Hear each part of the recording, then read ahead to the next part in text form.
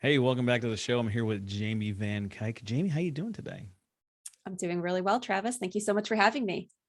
This has been crazy because this is like the third time we've talked in like 2 weeks. We said hello, then I was a guest on your show, then you're a guest on my show.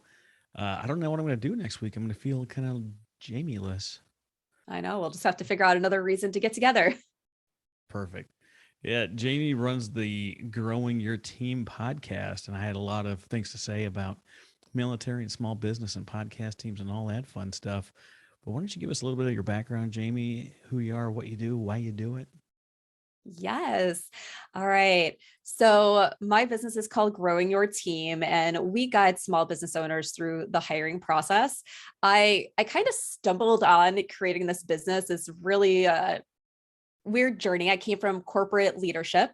I wasn't in HR, but I was leading a team on the internal operations where I got a lot of experience with hiring because our team was it was entry level. So people would come in and then a lot of times branch elsewhere into the company. And of course, my team was amazing. So my team members were always getting poached, which meant I was pretty much always hiring. But then we had a bunch of other managers that led very similar teams. The same thing was happening to them, but they didn't have time to go and do interviews and review resumes. And our HR department was always backed up. So I was like, I'll help. How can I help? I'll review the resumes instead of having HR do them. I'll do the initial phone screen instead of having HR do them because they don't have time because they are short staffed in HR. And I'm like, okay, even though our teams are doing slightly the same thing, there's difference because there's different nuances with all the accounts that they work on. So tell me, what do you need for this account? So I got very good at figuring out what people really needed for their team and did a lot of work with the HR departments to really learn what goes into the entire hiring process. Left that, we'll just to start another business that I quickly realized was not for me, but then sat there, I was like, what do I do now? I'm not ready to go back to corporate. And I had realized that I loved consulting during that time because I did some one-off consulting projects while I was starting that other business. Started talking to a bunch of business owners, small business owners. And when we talked about issues going on in our business, they always said their number one problem was hiring. And I was like, really? And that's when I learned that most small business owners never hired before doing it within their own business. Or if they did hire, it was when they were with corporate and they had amazing HR teams and senior leadership that pretty much did almost everything for them. And they were finally realizing everything that went into hiring a good employee. And they're like, we're lost. Help us. So finally, one day I was like, all right, I've been hearing this enough. I know how to hire well. I know how, even though I came from corporate, to break things down in a way that works for small businesses. So let's do it. So now it's been 4 years since Growing Your Team launched and loving everything that we do for small businesses. That's really exciting. I wanted to have you on because nonprofits face the same challenges. A Mhm. lot of them just don't understand how to find the right people, how to hire, whether it's hire for a paycheck or really to cultivate volunteers. And because that skill is so low in the nonprofit sector, they have a huge turnover rate. Average turnover rate 18 months for anybody. Doesn't matter if they're the lowest rung or the top billet. As executive director, people are not sticking around. They have no idea how to build and cultivate teams, find the right people, get them on board, and really develop them. And it's just a shame because people get in for the altruistic reason of wanting to help and then realize there's no support for them as employees or volunteers. Yeah. Yeah. I definitely agree with all that. I feel like any problem that a small business has is kind of like it's blown up inside a nonprofit. And sometimes because hiring is looked at as, hmm, should I be spending my donors' dollars on a person versus doing something else with those dollars inside the nonprofit? So I feel like they put off hiring the people that they need for way too long. And then when they go to hire, it's let's find someone that really supports our mission. We're mission driven, mission everything, and they don't always look for the right skills. And then so sometimes they put the wrong people in the positions, and that's one of the reason people are leaving. And the other things, Travis, is just like you said, it's then this thing of they're not ready to really cultivate employees internally. And it creates a lot of turnover because even though they love the mission, they don't feel connected to the job. Mm-hmm. It's interesting. People want to hire for skills and then not train anyone when they show up. which is crazy. We talked about when I was a guest on Exactly. your show how the military does it. You take someone off the street, you assume they know nothing. You bring them into boot camp, teach them how to march, fold your clothes, do laundry, shave, all the like super basics, teach them a little bit about the Navy. Then you send them to a job specific school, their niche, the thing that they're supposed to learn, their job rating. They go through that school, but like in aviation, you've got so many different types of airplanes. So after you leave that school, you go to airplane specific school to learn how to do it. But then you get to your squadron, you've still never done your job yet. So even though you have all this Right. training in all these schools, you show up and you still don't know how to operate within the shop or within the office. So you still have more on the job training, ongoing skills building, learning the people, the systems, all the things you have to do. I mean, shoot, just the paperwork alone is this whole other thing you've got to learn. And that's how the military does it. But in like the nonprofit world or the small business world, they're like, we're going to hire someone that's got these skills. They're going to come on and they're going to crush it. Well, they don't know who their boss is. They don't know how they work with teams. They don't know the expectations that are set before them, unless you tell them. So I know Right. you have this higher framework, HIRE, that you want to talk about today. Go ahead and talk a little bit about how you created this framework, and then we'll hop right in. Yeah. So with creating the framework, it was really breaking down what do you need to do to get a good hire on your team? That it's not about just going out and saying, hey, we're hiring. You love our mission. You love what we do. Come work with us. It's like, okay, you might have people who want to work for you, but who is that person who should be working for you? And how do you go from having that need to hire to having a fully trained team member who's going to meet your expectations and be happy with your organization, and also you be happy with them? So the hire framework breaks the process into four main steps based on what you should be doing in each one of those steps to get the ideal team member. So the first place we start is with H, which we call the hiring details. You can't hire the right person for you if you don't know who the right person is. And a part of it, you can sit there and say, well, their title is XYZ. That's a basic title. Okay, yeah, maybe that title exists in every nonprofit that's out there. But what does it mean inside your organization? What are your processes and systems that are already set up? Are you very on top of things where you already have, like, you're using project management tools, you have all these systems, you have all these workflows created, and you need someone who can come in and just do all that? Or do you need someone who's going to be able to help you organize the mess that's going on internally and create those processes and those workflows and everything? So it's very different. Who are your clients that you're working with? What's going to make you happy to give this person a paycheck, especially if they're a paid team member? Because once again, as we talked about, Travis, like in nonprofits, paying someone is what holds people back from hiring a lot, because they want to make sure that every dollar that goes out is a dollar of value. So how can you make sure the person that you hired deserves that dollar before they're ever hired? And it's going through and creating, who is this idea candidate? Not just the basic tasks they're going to do, not just the title, but figuring out, what does success look like?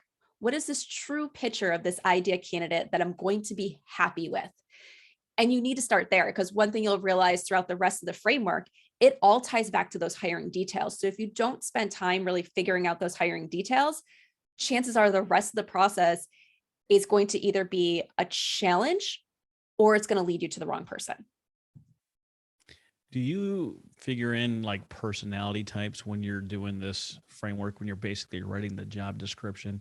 Are you trying to figure out if you need someone that's bold, that's going to speak up? Do you need someone that's going to sit back and just be analytical? Do you need someone that's just going to sit down and just chug away and plug and do the work? Like, is that something you decide before you create this description? Yes, in a lot of ways we do. I don't There's a lot of things where people think like personality assessments and all this, and they're sometimes they get into that mindset of only someone with this type of personality can do this type of job.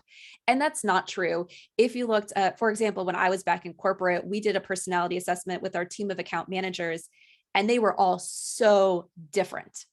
But we had a team of amazing account managers. And if I said, well, this is the personality that we're looking for and we need for everything across the board, I would have not had all my rock star team members, because I would have just excluded people because they didn't fall into that bucket. So we don't want to pigeonhole ourselves so much that we think good talent can't do the job just because they're not a certain personality. However, what we do is say, you're running a nonprofit. It's typically there's not a whole lot of people there. So what's really going to fit in with that, in a way, company culture, how you work with people? You don't want someone who's going to be coming in and every day you're like, oh my gosh, I can't believe they did that again. I can't stand working with this person, because working with them is important. And it's not a large organization where they can just like hide in the organization. Like, you're really going to feel that dynamic across people. When it comes to things like you said, like being bold or things like that, those are things that when someone tells me that, I'm like, why is that important? And they might be like, well, this is a position that really has to go out and help us become known in the community. Not a lot of people know us yet. So they need to be willing to go to networking events, start those conversations, ask people at those events to come and have coffee with them. Or if you have a physical location, come see your mission in action, things like that, where that's maybe what they mean by being bold. But being bold doesn't necessarily mean, well, being bossy and pushy and getting people's faces so people hate them being around. So it's figuring out, what do you need and why do you need it? So that way we're not just saying, okay, is this person bold when we go through the process? It's, can this person do what we need done because they have the right skill set and personality to go into those situations and do things that we want. Some of the other things is I've worked with nonprofits that, with the type of clients that they work with, they need people who are very good at working with people in high stress situations, because every one of their clients is in a high stress situation. And can they deal with those situations? Do they have the patience? Do they accept diversity and understanding that this person's not in this situation because of, something that they can't control? Like, this could happen to anybody. So do they have patience and are open to working with those things? So it's like figuring out, what does that really look like? Personality plays a part of it. But like I said, we dig into that deeper. Why is this important? So then we focus on the right things throughout the process. Yeah, I like that. You mentioned the word bold, and then you went into a definition of the word. And it's important to understand why someone picked the word that they picked. Have you ever looked at a bill that's being written by Congress? Like the actual text of it? Have I actually read it? No, maybe bits and pieces, but never Well, the most entire people thing. don't, right? Most people Yeah. find whatever clause that they care about, and it's on social media and all this stuff. When you read a bill that's being proposed, or even when that's been written, the first thing they do is they define a bunch of terms. They have a term and then they define it, how it's going to be used within the text. If you don't define what some of that stuff is, if you don't define what bold means to you, I mean, because you can use bold to define a hot sauce. You can use bold to Right. define a person. You can use bold to define a color. But unless you really define what exactly that you mean by bold, do you mean outgoing? Do you mean outspoken? Do you mean someone that's going to challenge you as a boss? If you don't define exactly what that is, people won't understand what you're going for and what you need out of them. Because what's the famous military one? If you ask someone in the Marine Corps to secure a building, they're going to go in with guns drawn 2 by 2 to make sure that the building's clear. If you ask someone in the Air Force to secure the building, they're going to make sure all the doors are closed and locked before they leave for the weekend. Like, secure does not mean the same thing to different groups of people. So understanding Right. exactly how it's defined and what context it's used in is vital to the success of whatever it is that you're doing. Yes, exactly. 100%. Yeah. So then, with the framework, once you figure out those hiring details, we move to the next step, which is the I. And so we call that initiating the advertising plan, because people can't apply for your job if they don't know that the job exists. So you need to tell people that the job exists. And like I said, it's more than just saying we're hiring and expecting all these great people to flock to you. It's really telling people what is the job and who is right for the job. Because like we talked about those hiring details, you developed that idea candidate in your mind, that idea person that you wanted to hire who will do really well in that job. So you need to tell people who that idea candidate is through the use of a job posting. So you need to create that job posting. You don't want to create a job posting that's super, super long, but it also needs to get out the right information. So typically a job posting has a brief, no more than 3 sentences overview of the organization. Who are you? What do you do? Who do you serve? Don't assume that everybody knows, right? Then you get to a brief overview of the job. Once again, no more than 3 sentences. But what is the basic role of the job and who is right for the position? So that's where some of those things that we start to pull out, and we wouldn't necessarily just say you're a bold, I don't know, account director. It's like, well, what does it mean? We might use the word you're a bold account director who does, and then add in additional things. So we're really describing who it is that we're looking for. Your job posting should also include a bulleted list of the typical responsibilities. I say that list should be no more than 20 bullet points, and 20 might be pushing it a little bit too far. So figure out how do you combine things, because you don't need to give everything there, but you need to give them a good picture of what they're going to be doing day to day. You then list out the requirements. So if they need a certain degree, if they need to have done this position before, if they've need experience working with nonprofits, is it a full-time position? Is it a part-time position? Is it a position that is standard office hours? Or a lot of times in nonprofits, it requires evenings and weekends because they're going to events and meeting with donors and going to board meetings. So what are those requirements of the job? And then if you offer them benefits, what are the benefits? Do you offer health insurance? Do you offer paid vacation? And any of those things that are there. So the purpose of the job posting is for when someone sees it, they can say, yes, that is the job for me, or no, that doesn't describe me. I'll go look at the next opportunity. Oh, I love that. I want to, you touched on one of the things that really has bugged me over the last couple of years. And I want to know if you've seen this. You mentioned whether or not a degree is required. And so many companies right now, bigger industries like Google, are saying we don't require a degree. We care about these skills more than we care about the degree. Have you seen where you have this enormous job listing and they say all these things, and if they got 40 things listed out they want you to do, and they say master's degree required, and then they say $12 an hour? Yeah. So I've seen like those things circling around. And I think this degree thing is such an important thing to talk about, because I don't think a degree is required all the time. And I think you need to ask yourself, why? Why is a degree required? So, for example, I was recently working with a nonprofit, and because of the work that they do in the area of expertise, you can't be doing that without a degree. They need some sort of degree that has given them the education that is needed to be certified in those areas. So for those, it's like adding it on. So someone else couldn't be reading this and being like, well, I'd be interested in that. It's like making a call out of, no, you need a degree because it's the only way you're legally allowed to do this work with us. There's other areas where I say, especially the more experience you want the person to have, a degree doesn't matter. If you're looking for someone that with experience, the experience is what has mattered. What have they actually done throughout their career? What makes them qualified? And a degree they got 10 years ago, 15 years ago, even 5 years ago sometimes doesn't matter. It's what they've been doing since getting that degree.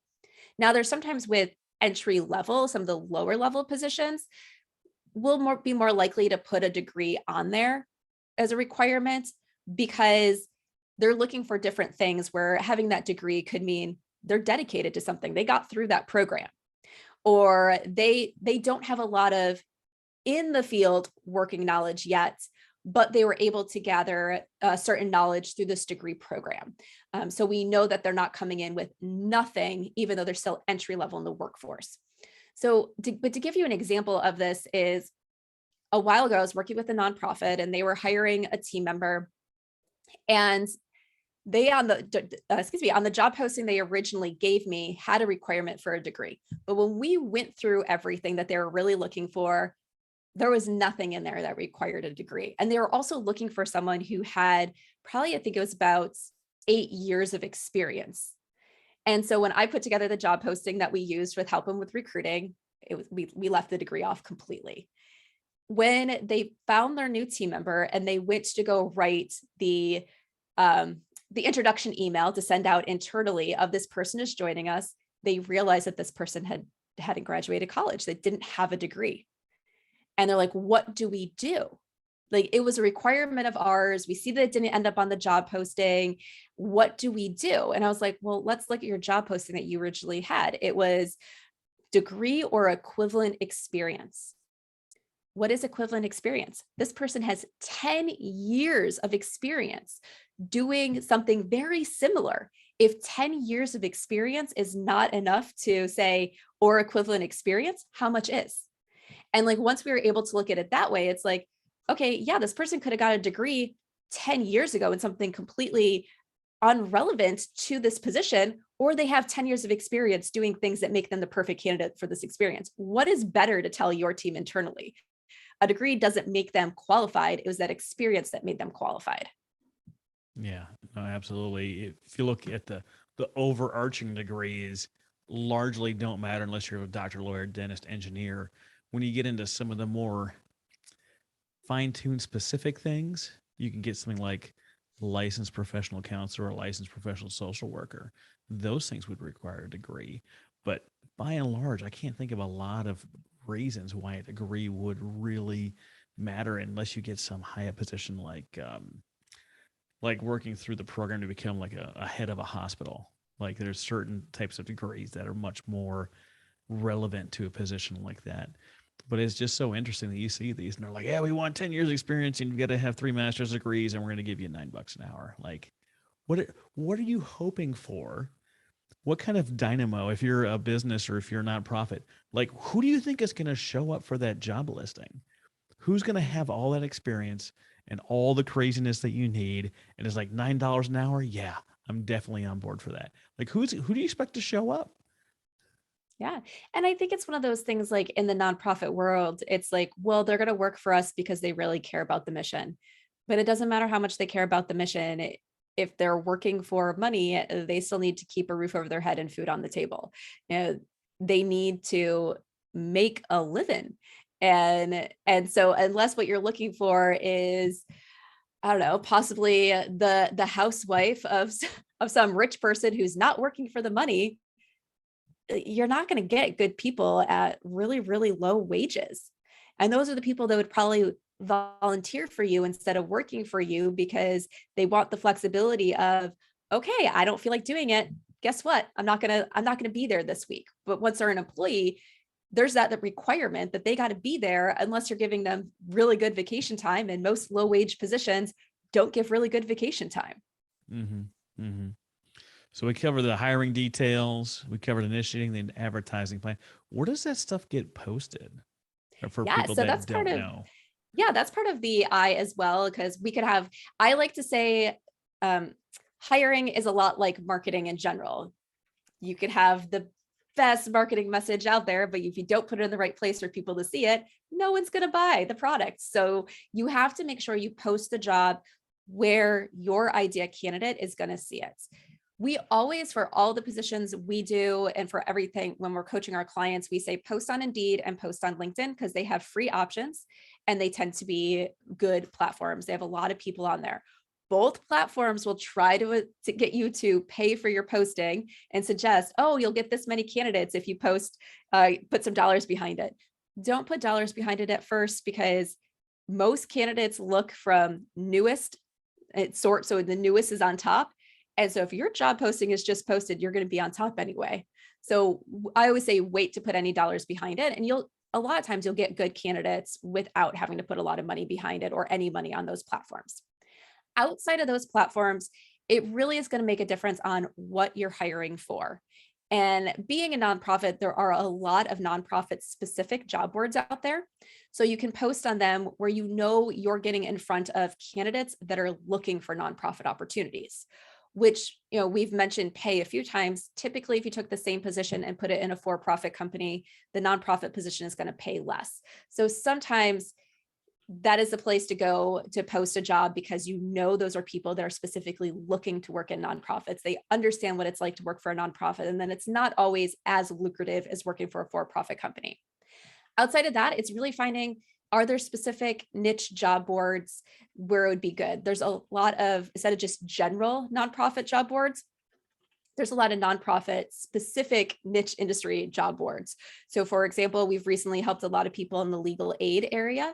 So there's job boards out there specifically for legal aid companies and organizations to post there. So figure out, where are your people looking for it? What job board is attracting your idea candidate and post it there. There are a lot of job boards out there that are expensive to post on. So we always go for the philosophy is try the free and cheap first, and then invest more money into some of the more expensive ones if you need to. But there's job boards out there that want you to pay like $700 upfront to post a job. And we don't think those ones are worth it because you don't really know if you're going to get a candidate you want to hire from there. Yeah, no, that makes a lot of sense. Yeah, Indeed and LinkedIn, those are the ones I've heard. I wanted to hear from the expert if that was the ones you recommend. So that's good. Posting free, no money up front, better option to see what you get. I like that. So what's the R in hire? Yeah, so the R is reviewing the candidates. So you posted your job, you're starting to get candidates in. Now you need to narrow them down to the person you want to hire. So this is a process that involves reviewing the resumes because you don't have a whole lot of time, which is why you're hiring for your organization.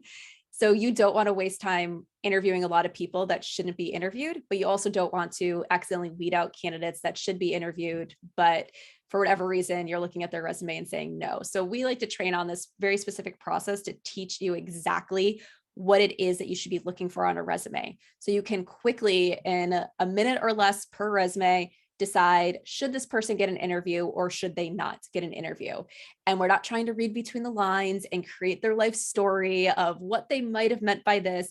We look for very specific things depending on what the job is, depending on those hiring details that we created, to say, here are 3 things that we should be able to identify on the ideal candidate's resume. Does a candidate have these 3 things? Okay, they go in the yes pile. They don't have those 3 things, they go into the no pile. So that way you're very, very specific on what you're looking for and not trying to figure things out by reading between the lines. I always like giving this example. I was working with a client once and she wanted me to kind of be that gut check of which candidates she was bringing into interview. And I think she had like 5 candidates in her yes pile, 4 were good. And the 5th one, I was like, this person does not belong here. But I was like, okay, we're here. Like I'm teaching her how to review these resumes. So I asked her, I was like, why is this person in the yes pile? And she thought about it and she goes, oh, gosh, I don't know. And I was like, okay, well, what are our must-have criteria? What are we looking for? Okay, A, B, and C. Which one of these does this person have? And she's like, none. I'm like, so why did you put him in the yes pile? And her response was, after looking at it for a few more times to figure out what was going on here, her response was, because the resume was pretty. And like, it's always one of those things that's like, because the resume was pretty. And people hear that and they're like, I would never do that. But people do it all the time. People say yes to candidates for reasons that if you ask them why, they're not able to articulate. And they say no to candidates that really deserve an interview because they look at that and judge them on something that really doesn't matter for their ability to do the job. So that's why like we really like to follow this process of look for these things and only really look at these things to decide who should move on and who shouldn't.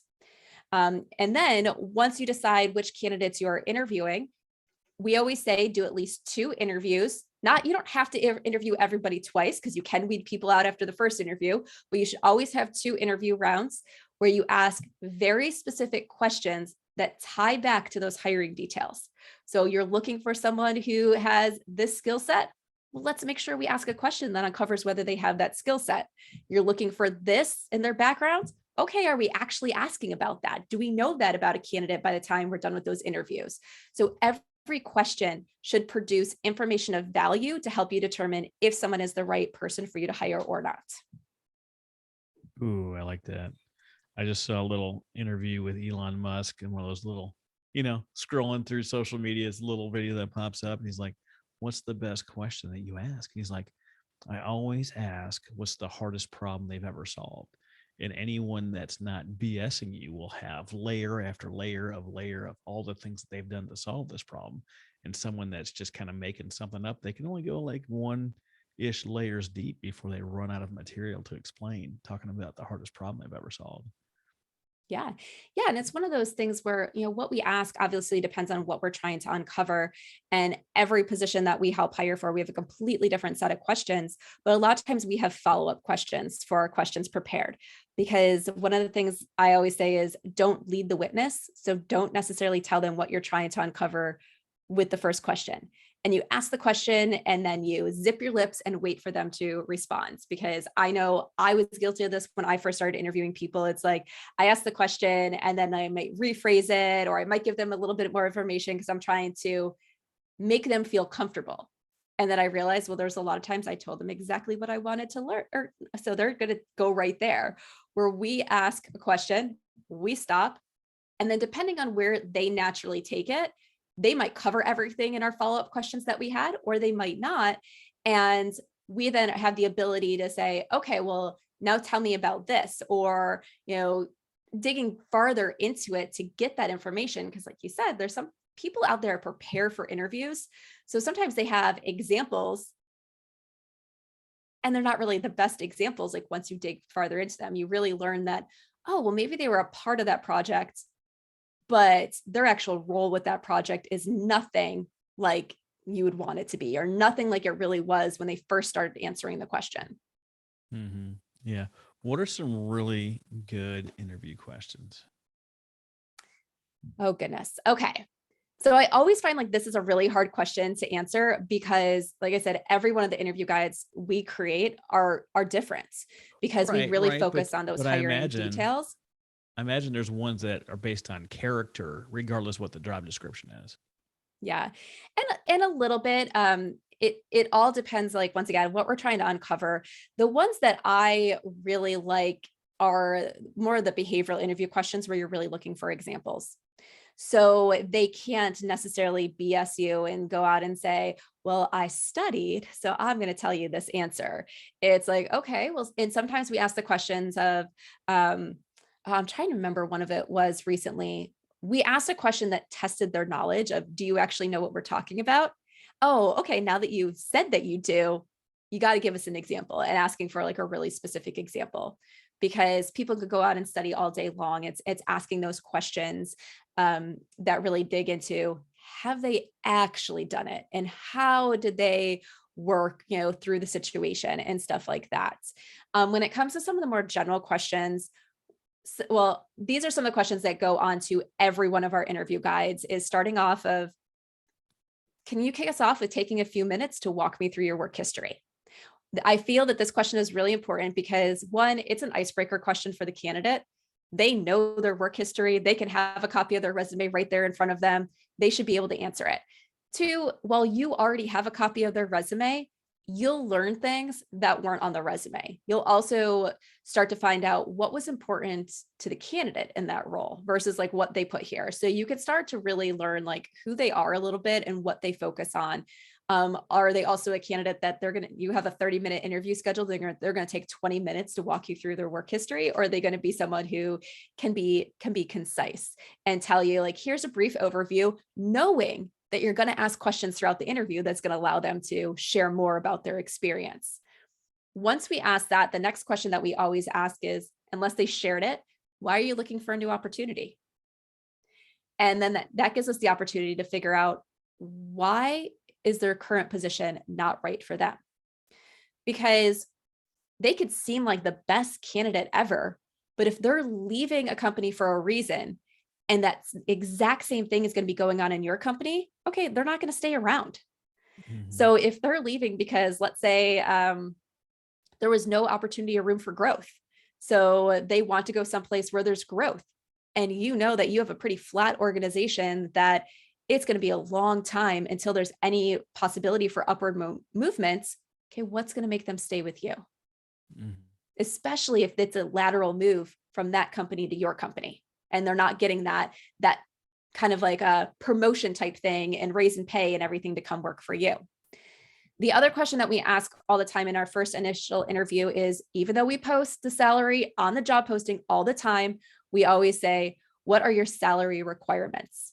So that way we can figure out, do they fall into the budget?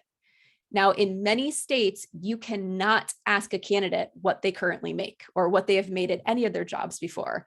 So I always say, don't ask about their current pay, but you're asking about what are their salary requirements, to figure out, if they say that they need $75,000 and you're looking to pay 50, okay, that's a problem.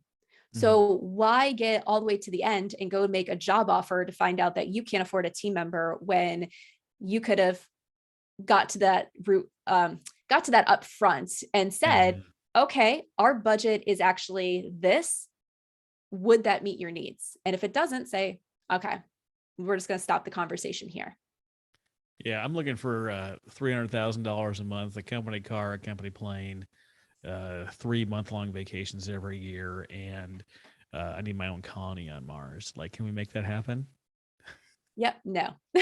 No, no, No, but this is no. what we can offer. Would that meet your needs? And some candidates don't want to talk pay that much upfront. And my suggestion for that is allow the candidate not to talk about pay. But you need to then be very clear of this is our budget for the position.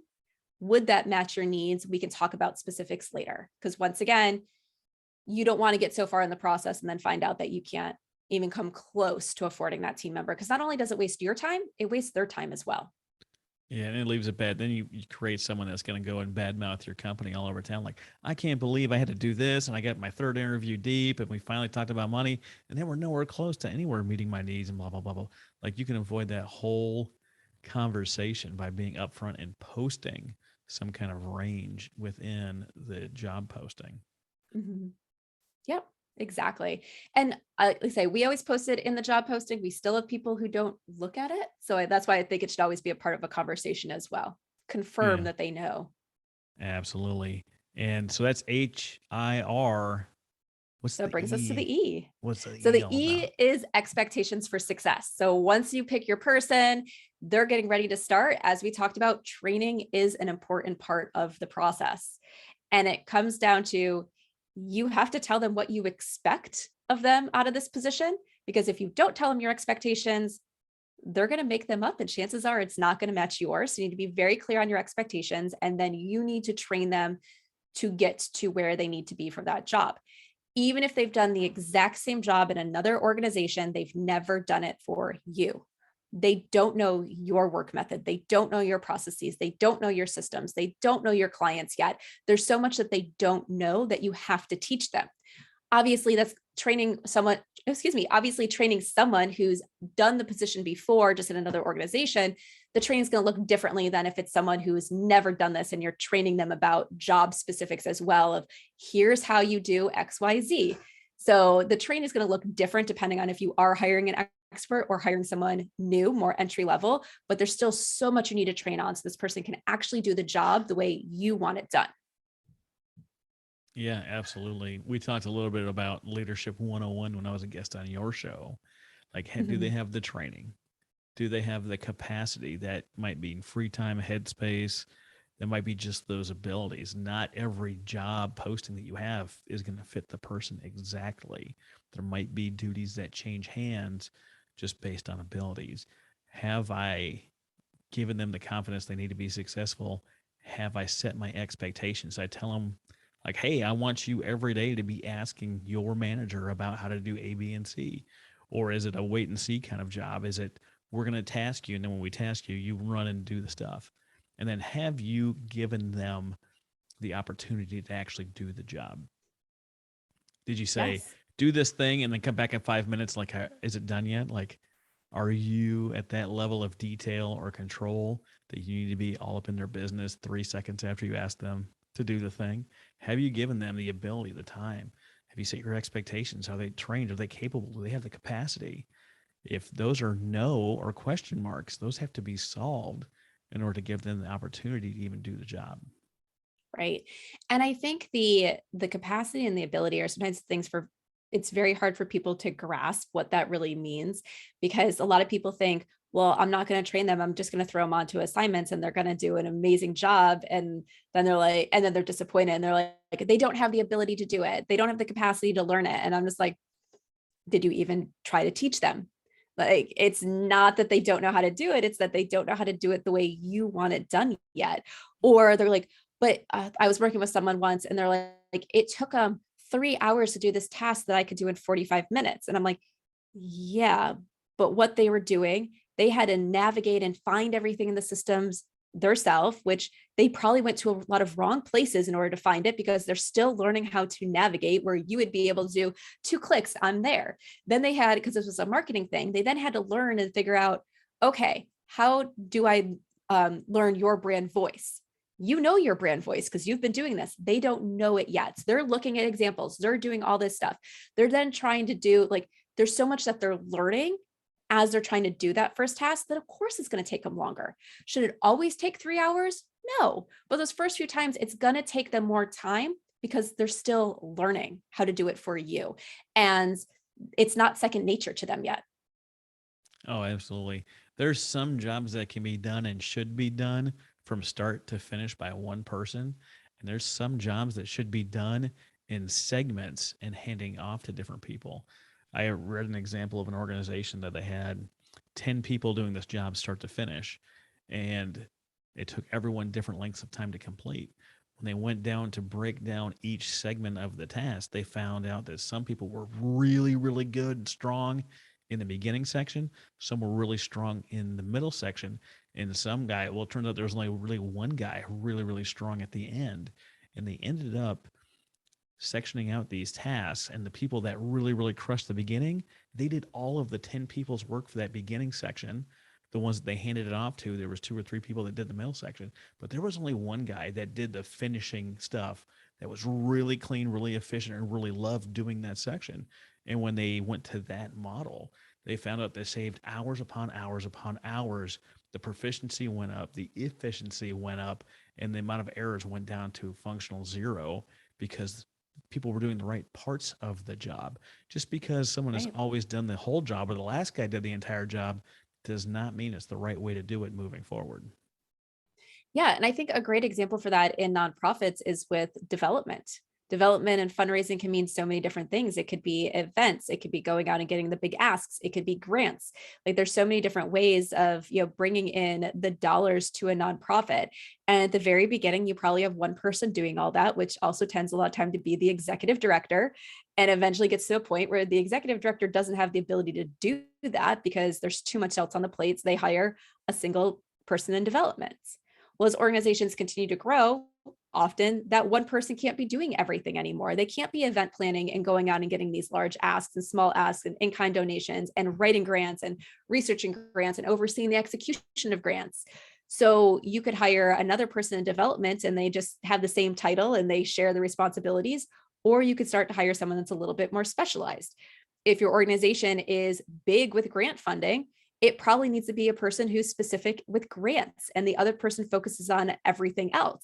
If you're an organization where you're doing a lot of events for fundraising, maybe having someone who does the event management is what you need because that's one of your big funding sources and it needs to be a specialized person and take that off of someone else so they can focus on the other funding sources. Absolutely. I always have the example of a guy that's a world class fundraiser. He can go and he can talk to anybody. It brings him joy, it fills him up, gives him energy. And then he comes back to the office and you saddle him with another 6 hours of paperwork that he doesn't do very well or very efficiently. When he's out on the street talking to people, he's making buku dollars. He is bringing in truckloads. They're just backing into the nonprofit. They're unloading all this money on you, but you're going to stick him in the office doing paperwork and fine tuning these things because the other guy did it. Meanwhile, all the minutes that he spent doing the paperwork are completely draining him. It's taking longer than it should, and you're wearing down one of your best people that goes out and champions your nonprofit simply because you've decided that everyone needs to do all their own paperwork. That might not be true. And if you're going to lose Yeah. him when he could be out on the street making buku dollars and someone that loves just doing data entry and loves being behind the scenes could do the back end for that person, you're really losing out on a couple different fronts. Yes, yes, exactly. Like, I've seen it happen a lot. Like when you try to have someone do every step of the process and it's not their wheelhouse and people are like, but I can't hire this other person. I'm like, but what are you losing by not hiring this other person? You need to think about it that way. There should be a benefit because you hire this person and what can happen. Now, at the same time, to pay someone, let's even say it's $50,000 and they're bringing in $10,000 and you're being like, yes, that's amazing. That's all you brought in all year. Oh, was that person really worth it? But if there's that positive ROI that because you brought in this person, you're able to pay them X and they're able to bring in a large amount of money to the organization over what they're being paid, then it's totally worth it. Yeah, absolutely. If your $50,000 a year person brings you in 150, you might be happy. But if you're bringing a $120,000 person, they might bring you in 6 million. Mhm. It's Yeah. worth paying the Yeah. extra money for the right person. Yeah. So I'm on a board of a nonprofit around here. And that was like one of the conversations we recently had. They're looking to bring in more people for their development team.